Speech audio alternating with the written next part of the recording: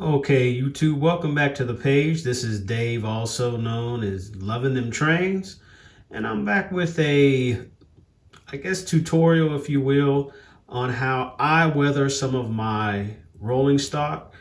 And in this one, I'm going to feature this Atlas O-scale Berwick boxcar. So I'm going to use 4 colors on this boxcar of oil paints, and that's going to be the burnt sienna.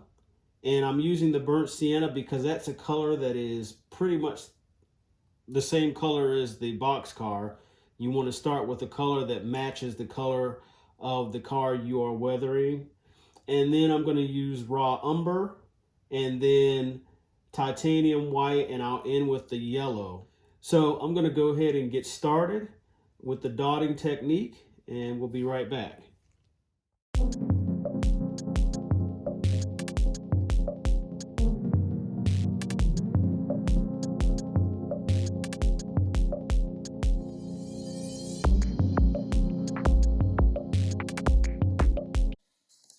All right, so here I am back with the dots all over the car. Pretty spotty, huh? On the roof. So now what I'm going to do is take my flat brush and I'm going to dip it in some of those odorless mineral spirits. And my goal is to just get rid of the dots.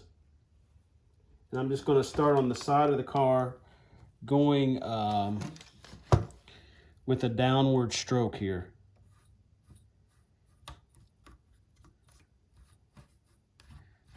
Like I said, the goal is to get rid of the dots.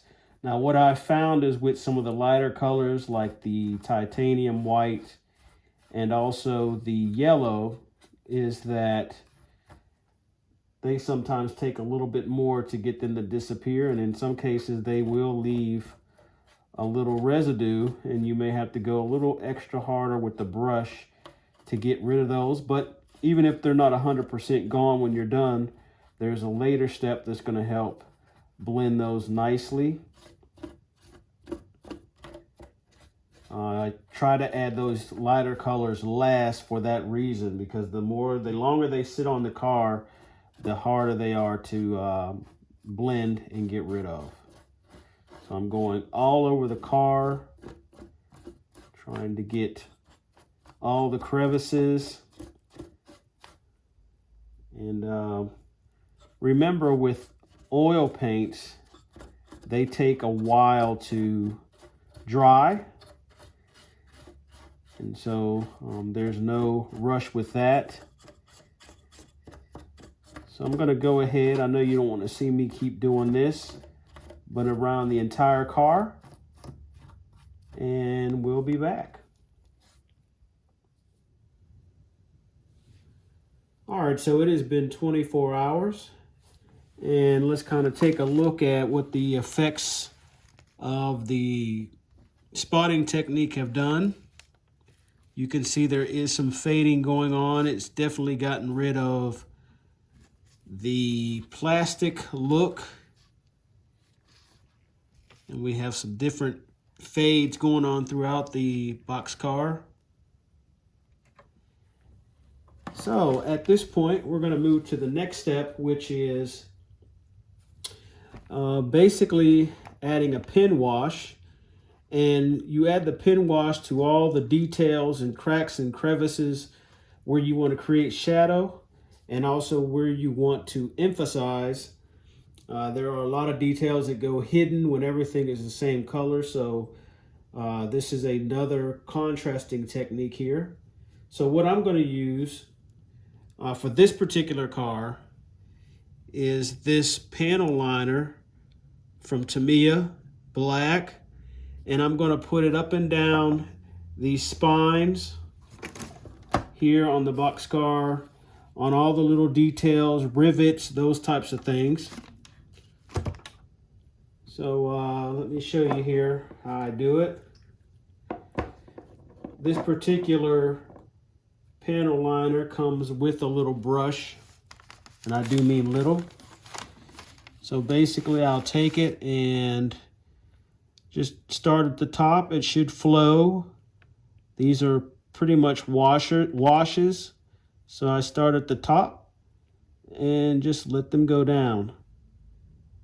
Now I may have to dip it back in the brush and go about halfway to let it get all the way down. Just like that.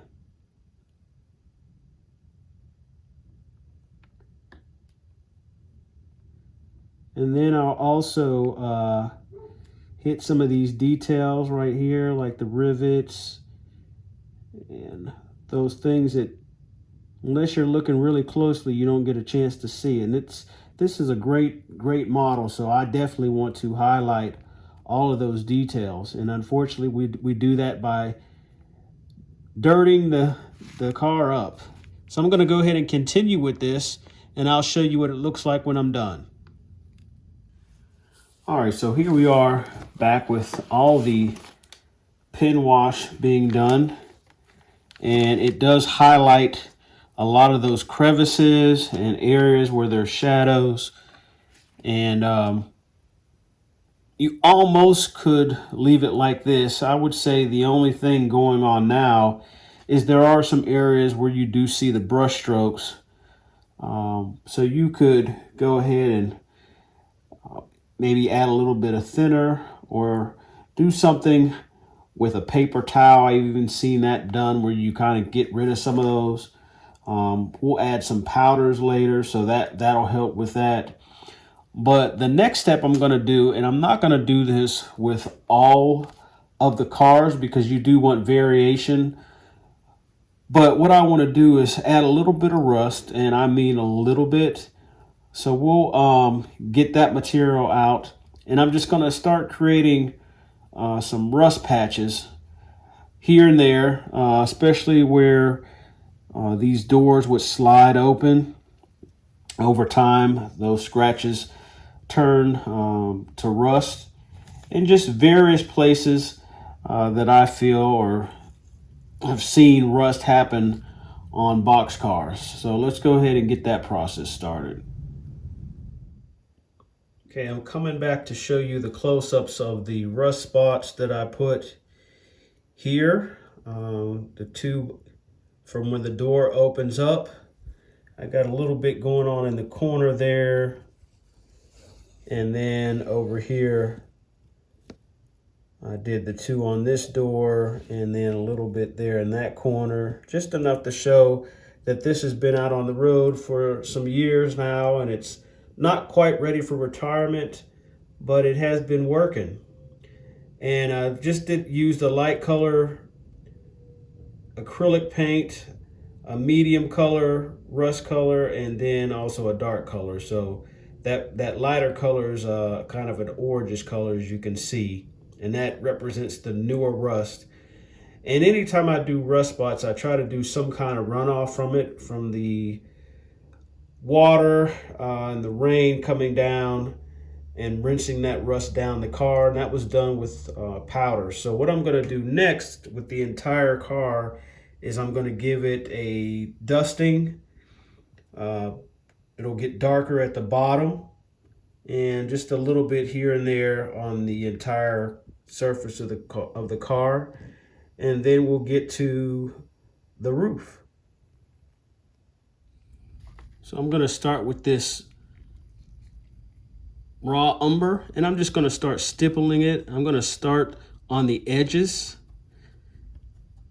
So stippling it helps to create some texture. Also, it stops, prevents the brush strokes that can be seen. So it serves a couple of purposes here.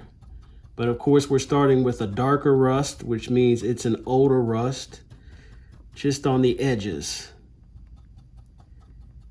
like that.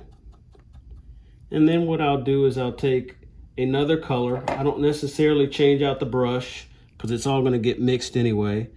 So this is the burnt sienna, which has a red tint to it. and do the same thing. And I'm just going to make a mess over top of the roof here. Just like that. So I'm going to continue on with this, and then I'll come back and I'll show you the end product.